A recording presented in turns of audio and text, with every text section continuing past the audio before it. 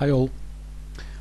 I want to show you now one of the shortest games that has ever been played at the Chorus tournament. It's a game from the tournament of 1991 and it was played by Michael Adams with white and against Jeroen Piquet with black pieces. And you know, when I started playing chess, I found it always always very entertaining to see these short games, because somehow they are always spectacular. They have always a sudden turn that you don't expect. And let's see what happens in this one.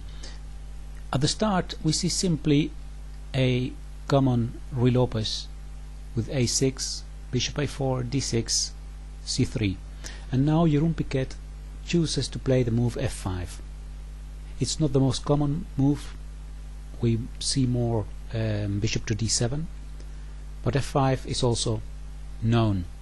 E takes f5, bishop takes f5, and now castling, and now comes the move bishop to d3, and that's actually the purpose of this idea, is that black is preventing white from moving this d4 pawn, the pawn to d4, and also of course attacking the rook on f1.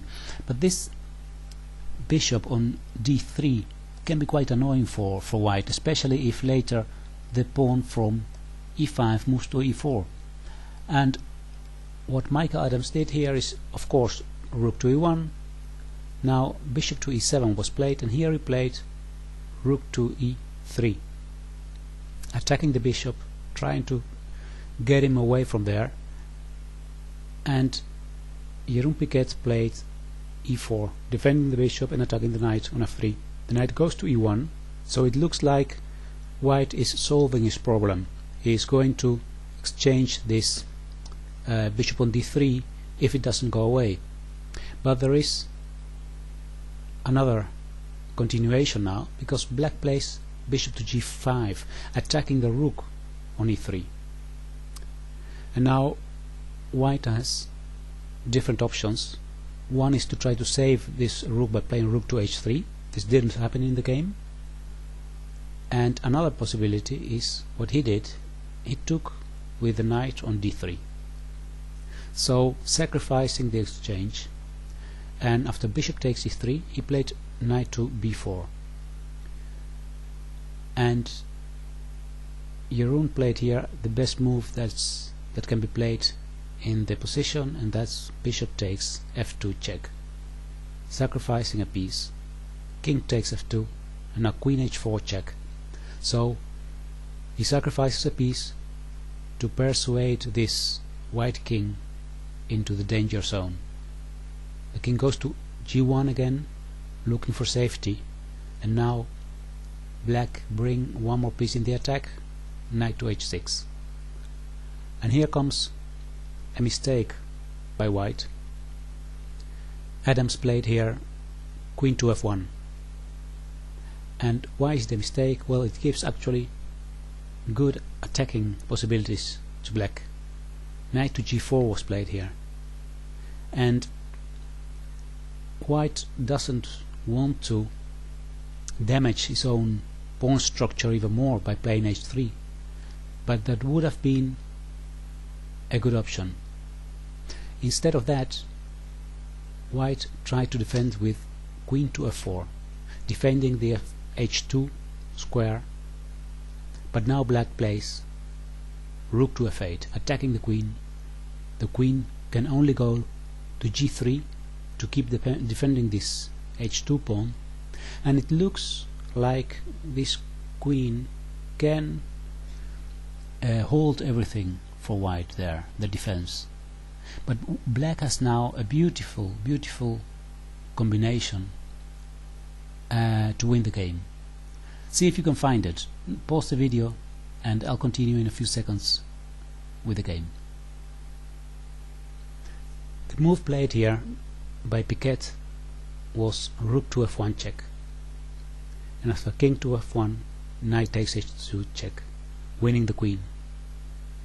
If the king moves, let's say for example king to f2, then comes knight to g4 again, and we see that now this h2 pawn is not there anymore, so then the queen cannot be defended anymore, so then queen takes g3 would win. Now in the game Adams played here queen takes h2, and after queen takes h2 he resigned, because of course after, for example, taking here, then black doesn't retake with the pawn, but he simply can play something like b5, for example, and then this strong piece, later the rook can be brought into the game, is far superior.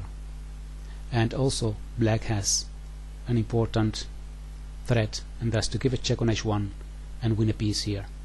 So this is the game. Let's have a short look, because it's such a short game. After e4 we see this Ruy Lopez with a surprising, or let's say less common move, f5, and after castling here bishop d3. So a better option maybe is here to play bishop to c2, so not allowing the bishop to come to d3. I don't know if this is theory or not. I'm not a Ruy Lopez player myself, so I don't have much knowledge about the theory about this, but I think maybe this would be an option.